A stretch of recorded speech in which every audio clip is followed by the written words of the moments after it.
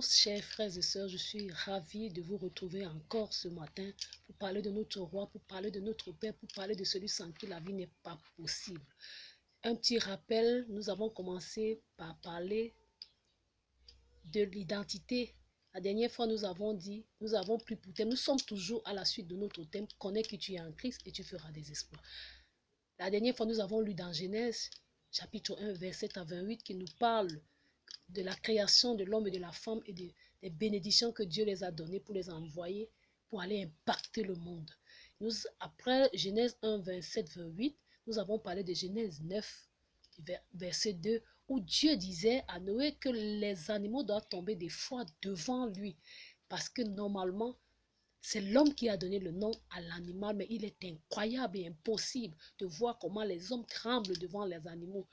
Pourquoi? Parce que l'animal est devenu au-dessus de l'homme, parce que nous utilisons l'animal pour faire du mal aux autres, nous utilisons l'animal pour être riche, nous utilisons l'animal est devenu notre maître au lieu que c'est nous qui soyons le maître de l'animal. Nous avons, je suis en train pour nous dire que nous devons nous réveiller. Si tu ne sais pas qui tu es, tu ne connais pas ton autorité en Christ, tu ne connais pas ton identité, tu ne peux pas opérer avec Christ. Aujourd'hui, je tiens à nous rappeler quelque chose avant que nous ne puissions avancer parce que nous sommes dans une marche. Tu ne peux pas exercer l'autorité spirituelle sans connaître qui tu es et qui tu as. Ne soyons donc pas épatés des miracles et des prophéties qui se passent ici dehors, croyant que ce sont les vrais chrétiens. Ce ne sont que des prestidigitateurs qui sont envoyés par Satan pour distraire le peuple de Dieu. Et aujourd'hui, la Bible nous dit que voici les miracles qui accompagneront ceux qui ont cru. Mais aujourd'hui, c'est devenu voici les miracles que les croyants vont suivre. Non, celui qui croit en Christ et celui qui connaît son identité en Christ fait les miracles. Parce qu'il a dit que les miracles nous accompagneront. Et il nous a dit dans sa parole que si nous entendons qu'il est quelque part, que nous ne devons pas courir pour aller le chercher. Parce qu'il ne se trouve que dans sa parole. Comment est-ce que tu vas chercher le Dieu qui est en toi quelque part ailleurs? C'est justement parce que nous ne savons pas qui nous sommes et qui est le Dieu pour qui nous servons. Nous allons le chercher ailleurs alors qu'il est dans nous. Pourquoi ne fait-on pas le passeport sans un papier qui t'identifie? Tout ce qui se passe dans le monde est ce qui se physique et ce qui se passe dans le monde spirituel. Comment veux-tu aller faire un passeport sans quelque chose qui t'identifie? Comment donc tu peux faire le miracle sans connaître ton identité? Qui sera l'auteur de ton miracle? Qui sera l'auteur de ton miracle? Il n'y a rien d'hasard dans ce monde. Chaque chose a été créée avec des principes. Notre Dieu est ordonné. Je tenais à nous le rappeler pour qu'on sache où on va, malgré les petits problèmes techniques que nous avons eus pendant les premières vidéos. Nous nous en excusons. Vous savez que quand Dieu te mandate pour une mission, le diable se lève toujours pour vouloir te freiner dans la mission, mais qu'il sache que je ne céderai pas. Je ne céderai pas à cause des petits problèmes. Nous allons continuer. Quel que soit ce qui arrive, nous allons continuer. Parce que c'est ce qui fait le problème chez les chrétiens aujourd'hui. Quand ils rencontrent un tout petit problème par rapport à ce qu'ils sont en train de faire, ils s'affaiblissent, ils se découragent. Parce que le diable amène le découragement pour que tu laisses ce pourquoi Dieu t'a envoyé. Mais comme nous avons commencé, nous allons avancer quelles que soient les intempéries. Parce que Dieu m'a envoyé pour accomplir une mission et je vais l'accomplir quel que soit ce qui se passe. Je sais que certains jugeront la qualité des images ou le lieu où cela a été fait. Moi seul. Mais seuls ceux qui seront conduits par le Saint-Esprit comprendront. Parce que oui, c'est ça. D'autres personnes écouteront ce message avec leur tête. Mais ceux qui écouteront, laisseront le Saint-Esprit les guider, sauront où on va. Quand tu as quelque chose à donner ou à transmettre qui peut sauver ou aider ton frère ou le peuple, tu rencontres toujours des problèmes. Mais quand cela vient de Dieu, tu avances en améliorant. C'est ce qui tue le chrétien. Quand on dit les chrétiens aiment des choses, en l'air, on te dit tu vas te marier. Tu dis oui, amen, tu reçois. Qu'est-ce que tu fais pour rendre cela possible? Qu'est-ce que tu as fait, toi, chrétien, pour que le mariage qu'on vient de t'annoncer, ce que Dieu t'a donné, puisse arriver à sa réalisation?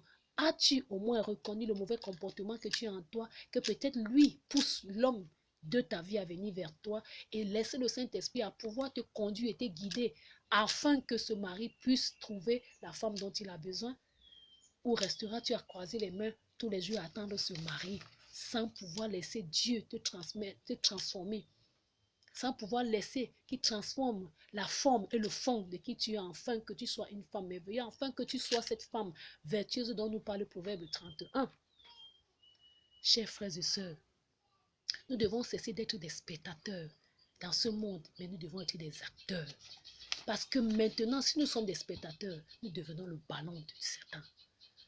Parce que chaque personne va à l'église aujourd'hui croyant que c'est ce que Dieu attend de nous. Il ne laisse pas sa vie être transformée par Dieu. Nous avons vu tout ce que Dieu a dit à Moïse, à Noé, que nous devons tomber. L'animal doit tomber de foi devant toi. Pourquoi l'animal ne tombe plus de foi devant un chrétien aujourd'hui? Parce qu'on ne sait pas qui on est. On ne sait pas qui on est. Et si tu ne sais pas qui tu es, tu ne sais pas qui tu portes, tu n'arriveras nulle part. Quels que soient les multiples dons que tu donnes à l'église ou dans le monde chez les frères, tu n'arriveras à rien parce que Dieu a horreur du vide. Je sais que certaines personnes vont dire non, pourquoi c'est la femme, certains soi-disant chrétiens qui se disent que la femme ne doit pas enseigner. Mais je vais vous rappeler quelque chose. Quand Jésus-Christ s'est ressuscité, qui l'a vu le premier? C'est une femme. C'est une femme qui l'a vu le premier. Quand vous allez dans les universités, il y a des femmes qui enseignent et qu'à travers leur enseignement, il y a des hommes qui sont devenus des ministres et des présidents dans ce monde. Mais là, vous ne voyez pas que la femme ne doit pas enseigner. En ce qui concerne les choses du monde, vous êtes accrochés, c'est bon. Mais quand ça concerne Dieu, celui sans qui tu n'es rien, celui sans qui la richesse que tu as ne peut pas être possible, celui sans qui les enfants que tu as ne peuvent pas naître, on commence à juger. Nous devenons des sages. Nous remplissons de raisonnement. Il est temps que le chrétien se réveille. Laissons les plaisirs du monde. Laissons les choses éphémères. Fixons notre regard à ce qui est important. Nous voyons dans le monde le Covid-19 sévir. C'est un avertissement que Dieu a laissé pour attirer l'homme afin de pouvoir laisser son ancienne vie afin de passer de l'autre bord. Mais les hommes s'attellent toujours à vouloir faire la même chose tous les jours. Les hommes s'attellent à pouvoir vivre de la même façon, à la recherche du gain. Où est la place de Dieu là-dedans? Dieu nous a donné 24 heures. Mais en 24 heures, il y a des gens qui ne passent même pas 5 minutes pour prier Dieu, adorer Dieu, le remercier. Où est la part de Dieu dans cela? Ils passent le temps à chercher l'argent. Dieu m'a donné la famille, il faut que je cherche l'argent. Et puis après quoi? Chers chrétiens, chers frères et sœurs, l'heure est grave. Nous devons nous lever. Si tu ne connais pas celui qui est en toi, si tu ne sais pas qui tu es, mon frère, ma sœur, tu seras qu'un airain qui résonne dans ce monde. Tu ne feras qu'exister, mais tu ne vivras pas. Mais comme Dieu a horreur du vide, il va t'enlever et pour mettre quelqu'un d'autre. Les gens qui resteront jugés au lieu d'écouter ce que j'ai dit, que c'est une femme ou ceci, sachant que la Bible nous dit qu'il n'y a plus ni grec, ni juif, ni esclave, ni homme, ni femme. Celui qui se dispose, Dieu l'utilise. Il faut lire Galates chapitre 3. Parce que les gens disent du n'importe quoi sans savoir ce que Dieu, lui, il a fait. Galates chapitre 3, verset 28, qui nous parle. Il faut qu'on lise, parce que quand on ne lit pas, on croit qu'on parle des choses qu'on ne comprend pas. On parle des choses qu'on ne maîtrise pas. Mais Dieu a dit qu'il n'y aura plus ni juif, ni grec, ni femme, ni homme. Parce que le moment est arrivé. C'est ta relation avec Dieu qui compte. Quelle est la relation que tu as avec Dieu? Si tu n'as aucune relation avec Dieu, il ne peut rien faire avec toi. Quelle est la relation que tu as avec Dieu? Galates chapitre 3, quand nous lisons, parce qu'il faut que nous lisons la parole, je n'invente rien. Galates chapitre 3, verset 28. Il n'y a plus ni juif, ni grec, il n'y a plus ni esclave, ni libre, il n'y a plus ni homme, ni femme, car tous vous êtes un en Jésus-Christ. Où est donc le problème de dire que c'est parce que la femme prêche et ne doit pas prêcher devant les hommes? Mais quand il s'agit d'inculquer l'éducation aux enfants, c'est la femme qui le fait. Quand il s'agit d'être l'aide, parce que l'homme ne peut pas être l'aide de l'homme, on dit que c'est la femme qui est l'aide de l'homme. Ça veut dire que la femme a sa part à faire. Femme, si chaque femme peut prendre sa place, chaque femme peut savoir ce qu'elle a à faire, là elle connaîtra son identité et elle pourra faire des exploits. Les femmes ne savent pas que la soumission que Dieu a dit, si on décompose ce mot, ça veut dire soumission. Nous sommes sous une mission dans ce monde. Même la femme qui est à côté d'un homme est en train d'accomplir une mission. Mais si tu ne sais pas ce que tu as fait, si tu ne connais pas ton identité en Christ, si tu ne sais pas ce que Dieu a mis en toi, tu ne pourras jamais opérer. Réfléchissons, chers frères et sœurs. Réfléchissons et réveillons-nous parce que l'heure est grave. L'heure est grave, l'heure est grave. Réfléchissons. Parce que celui qui ne sera pas accroché à Christ, celui qui ne connaîtra pas le Dieu en qui il s'est accroché, celui qui ne connaîtra pas le Dieu qu'il est en lui, il ne pourra jamais rien faire. Moi, je vous parle parce que je sais qui je suis. Je sais le Dieu que j'adore. Mes chers frères et sœurs, on a dit qu'on allume une lumière. Pas pour le mettre sous le lit, mais pour éclairer le monde. Si la Bible nous dit que nous sommes le sel du monde, le sel ne choisit pas quel genre de sauce il assaisonne. Il assaisonne toutes les sauces. La lumière ne choisit pas dans quelle maison elle doit briller, mais elle brille dans toutes les maisons. Ainsi, la parole de Dieu ne choisit pas qui elle doit transformer. Quand je parle, prenez la parole, laissons le jugement, parce qu'à part les jugements, nous tombons dans les fossés. Par les jugements, nous oublions l'essentiel pour nous accrocher dans les choses éphémères. Et cela plaît au diable parce qu'il aime la distraction. Il aime que nous soyons distraits parce qu'il sait que dans la distraction, il va mieux nous utiliser.